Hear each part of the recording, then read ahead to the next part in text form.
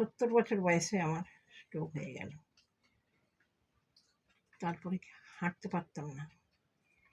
আমি পুলিশ ফাইলেও 8টা কাজ করেছি, অনেক দুনিয়ার আর্টিস্টের কাজ করেছি, কিন্তু এখন আমার সব বন্ধ হয়ে গেছে। একদম হাঁটতে পারতাম না, হাত ধরে ধরে হাঁটতাম। একদিন হঠাৎ আমার ভাইজি বলল, পিসিমণি তুমি যোগাব্যায়াম করো, দেখবে তুমি ভালো হয়ে যাবে। আমি চিন্তা করলাম, সত্যি ঠিকই বলেছে তো, দেখি তো। খোঁজ লাগালাম, খোঁজ লাগাতে পেয়েও গেলাম। আমাদের সুভাষ গ্রামে গোপালের মোড়ে চন্দন দেবনাথের বাড়ি খোঁজ পেলাম। গেলাম একজনকে সঙ্গে নিয়ে। প্রথম দিন গেলাম ভ্যানে করে, ভ্যান থেকে নেবে হেঁটে হেঁটে ওনার বাড়ি গেলাম।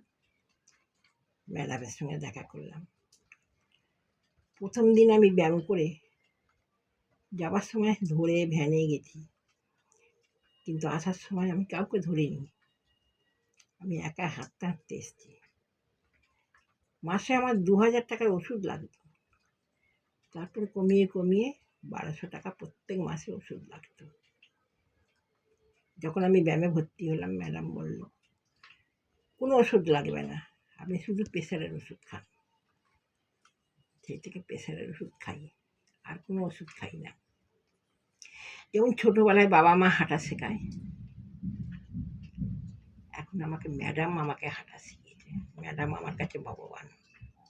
আজ ম্যাডামের জন্য আমি সব কিছু করতে পারছি। দেখছেন তো, নাচ গান সব রকম চালিয়ে যাচ্ছি। এই বয়সে আমার কোনো কষ্ট হয় না।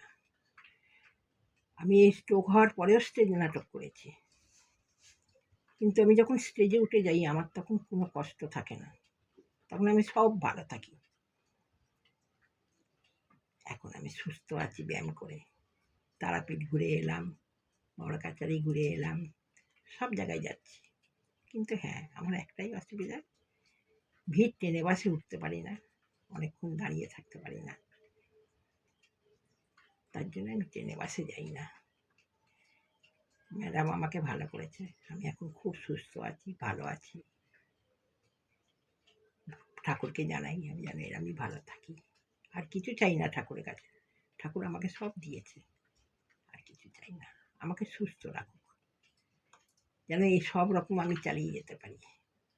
গান, ভিডিও সব কিছু চালাবো, যতক্ষণ বেঁচে থাকবো পারবো ততক্ষণ চালাবো।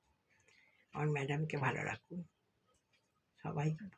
সবাইকে জানাচ্ছি, আমিও যেরকম ভালো থাকি আমার ম্যাডামও ভালো থাকুক, এই বলে